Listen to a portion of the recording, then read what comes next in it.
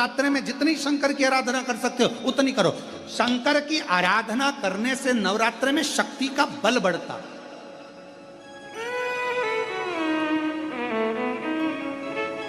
शक्ति का बल।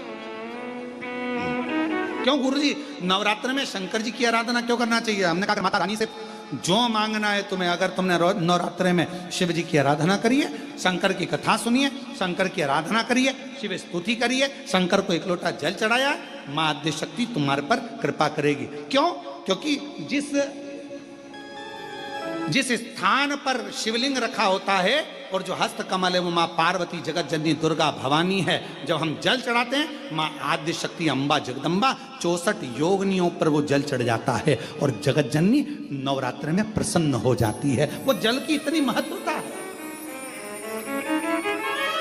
आद्य शक्ति को प्रसन्न करना है, नवरात्र में शिव जी को जल चढ़ाओ।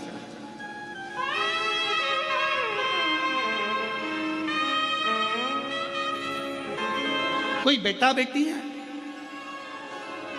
कोई एग्जाम दे रहे हैं, कंपटीशन एग्जाम में बैठ रहे हैं, सर्विस के लिए जा रहे हैं, नौकरी के लिए जा रहे हैं, नौकरी नहीं लग रही है, हम कहेंगे लाल पुष्प की पत्तियों को प्रत्येक किसी भी नवरात्रि के अंदर, नवरात्रि के अंतर्गत 9 दिन का तुम नियम बना लो। जैसे कई माताओं का नियम रहता है, मेरा व्रत है, मैं दूध पर एक गिलास दूध पर व्रत करूंगी, मैं नंगे पैर चलूंगी, मैं ये व्रत करूंगी, मैं वो व्रत करूंगी। मैं बेटा बेटियों से कहूंगा, नवयुवक बच्चों से कहूंगा, अगर आप कंपटीशन एग्जाम में बैठ रहे हो, अपनी पूरी मेहनत करो, पूरा परिश्रम करो, रात दिन एक करो और लगे रहो।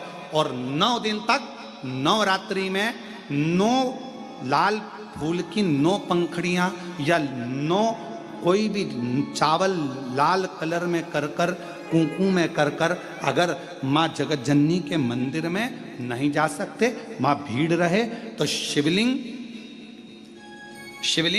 कि जो जलाधारी है, जहां पानी गोल घूमता है, इस जलाधारी पर कहीं पर भी नवरात्रे में 9 दिन तक या तो लाल फूल की पंखड़ी 9 या 9 चावल के दाने लाल कलर कर कुंकू में, लाल चंदन में उस स्थान पर चढ़ाना प्रारंभ करो।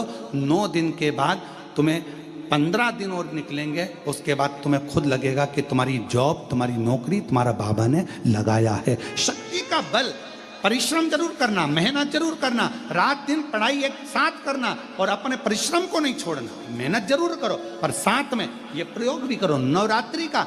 देखो शिव और शक्ति का बल तुम्हें प्रसन्नता देता है कि नहीं देता? शिव शक्ति का बल हमें प्रसन्नता देता है कि नहीं देता?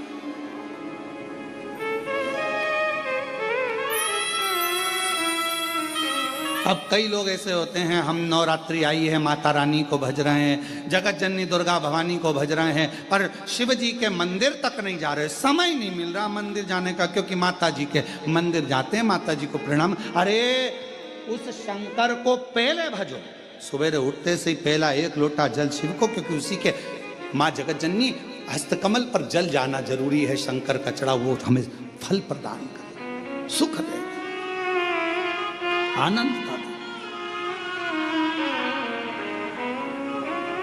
और महादेव नमन चरणों में स्वीकार की।